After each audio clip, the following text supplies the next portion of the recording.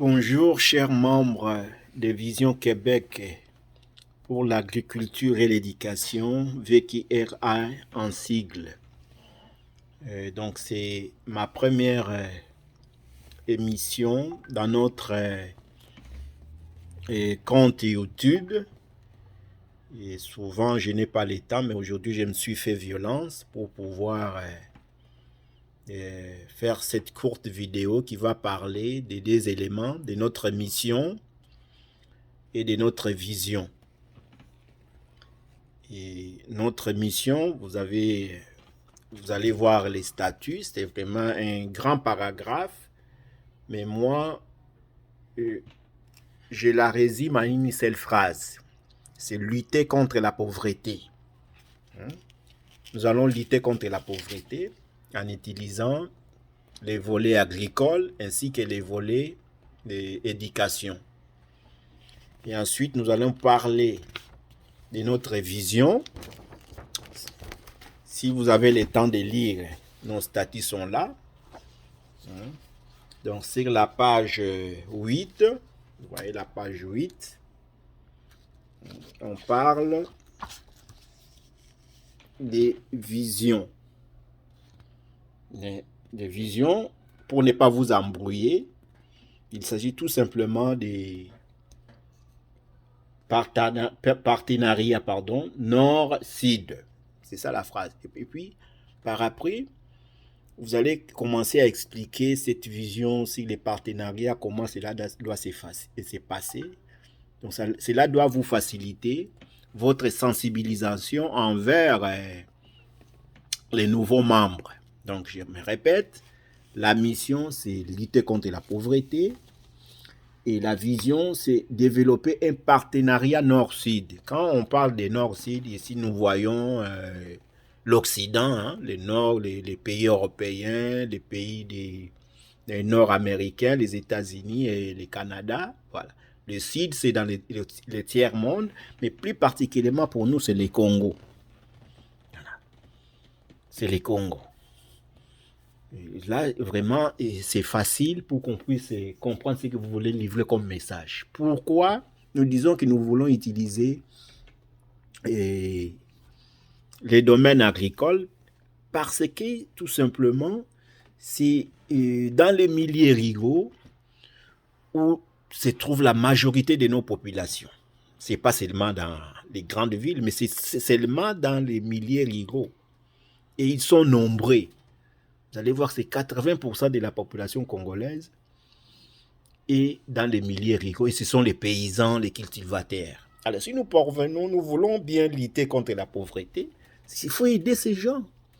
Il faut aider ces populations en les accadrant, les accompagnant dans leurs projets agricoles, leur chercher des financements, leur chercher l'expertise canadienne, l'expertise québécoise, les matériels et les engrais qu'on sort. Ça, c'est les volets agricoles.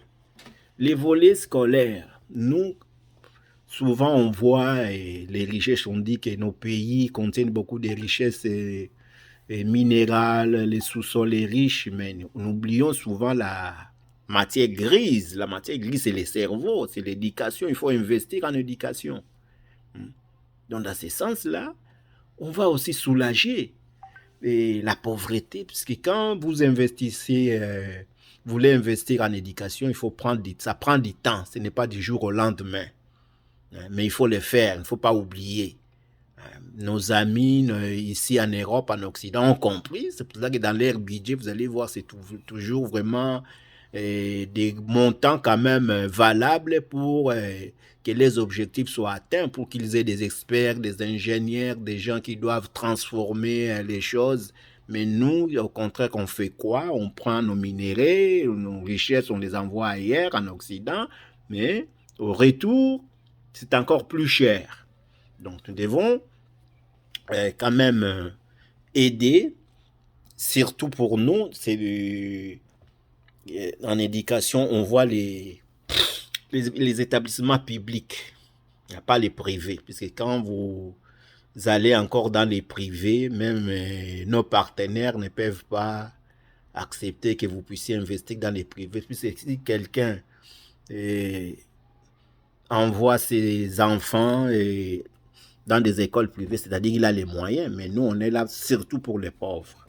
Donc, nous allons pouvoir voir comment peut-être cibler quelques écoles qui étudient des écoles publiques, bien sûr, ou conventionnées, et cibler les génies, ça ne manque pas. Hein.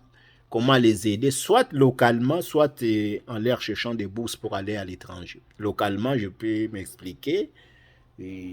C'est chercher des ententes avec des professeurs, avec des écoles ici, qui peuvent même donner des formations à distance. Cela est possible. Donc voilà pour aujourd'hui. Je ne vous ai pas vous prendre beaucoup de temps. Mais je vous demande, les statuts sont là. À un moment donné, on va les publier. Les statuts sont là. Il faut avoir le temps de lire. Biso ba Congolais totanga kate les statuts est là. Heureusement, nous avons quand même pu trouver une notaire qui a légalisé nos documents. Donc cela va faciliter le travail des demandes et des agréments auprès des ministères en RDC. Pour aujourd'hui, je m'arrête là. J'ai un peu fait les détails sur la mission et la vision. Mais la vision, je n'ai pas voulu très développer parce qu'il y en a qui ne supportent pas avec les problèmes des mégas, beaucoup de vidéos qui prennent beaucoup de temps. Donc aujourd'hui, je m'arrête là. Prochainement, je vais aussi parler encore des visions et d'autres éléments. Donc merci pour tout ce que vous êtes en train de faire. Je sais qu'il y a l'équipe de la représentation est là, dirigée par Papa Isaac et son vice Papa Victor. Et les comités, les représentants fédéraux sont déjà nommés. Il ne reste que des réunions pour voir comment ils doivent planifier leurs activités. Donc merci beaucoup et bonne fête de l'indépendance.